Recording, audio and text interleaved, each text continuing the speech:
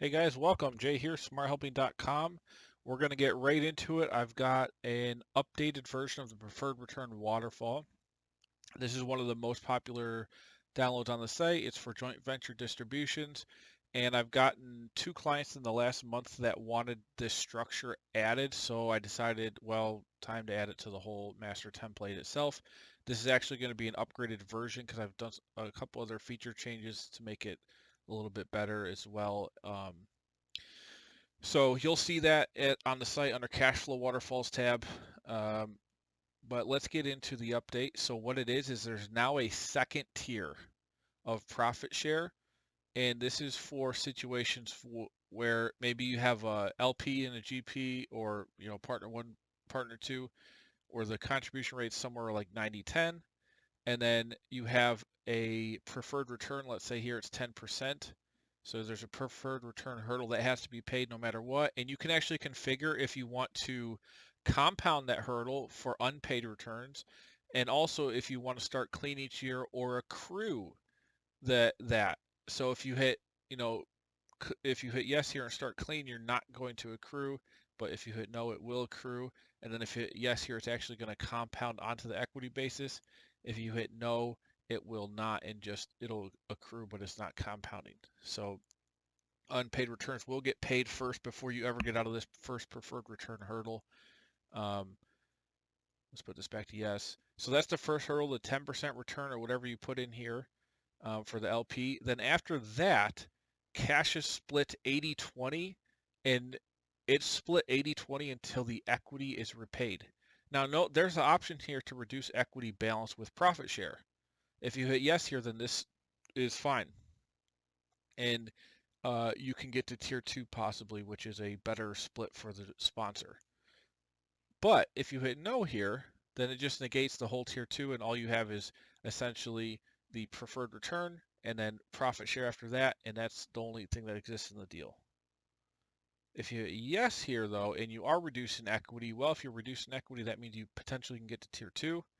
And tier 2 is simply just saying after all the equity has been repaid, whatever it was for the investor, and it's repaid with this profit share after the preferred return. So they get a preferred return, and then available distributions after this hurdle is met are 80-20 LP to GP.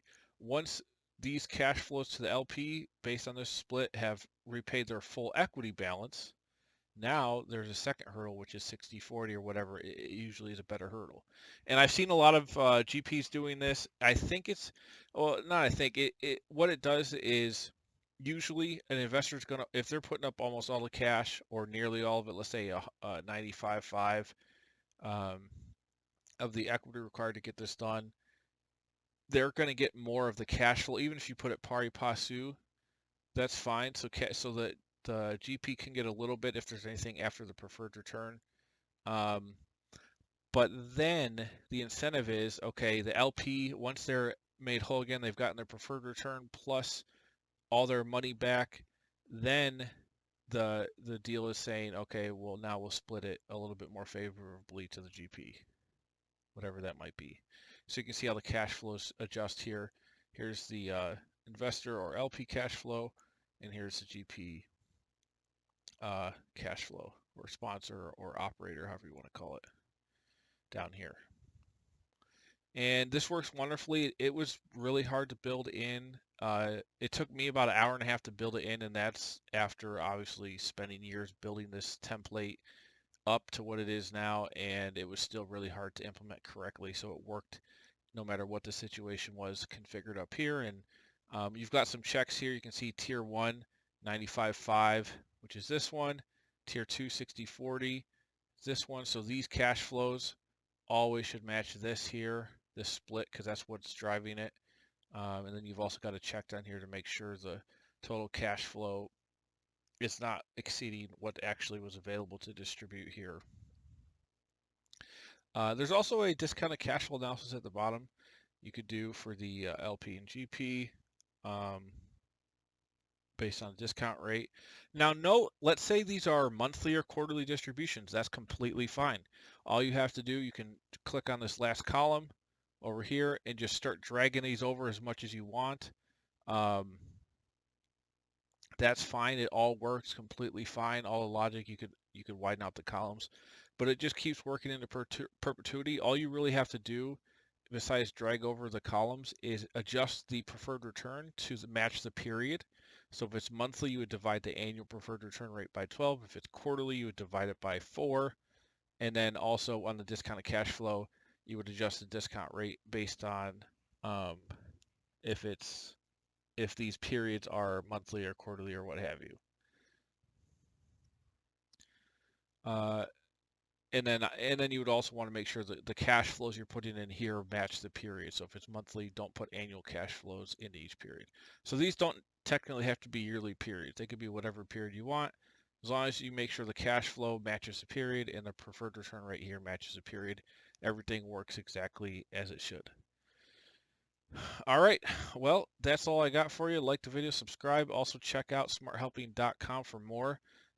If you want to see where this is going to be listed, it'll be under the cash flow waterfalls tab, and I'll put it there. It'll be a third option under there's 2 preferred returns listed here. This will be a preferred return 3, and yeah, that'll be it. Also, that is included in so it's in this joint venture category. It's also going to be in the real estate category. Uh, let's see, where's joint venture? Yeah, so I include the base, these 2 here as well. I'll include this third one in here. It'll be part of the bundle, no extra price, or you can obviously buy these templates individually.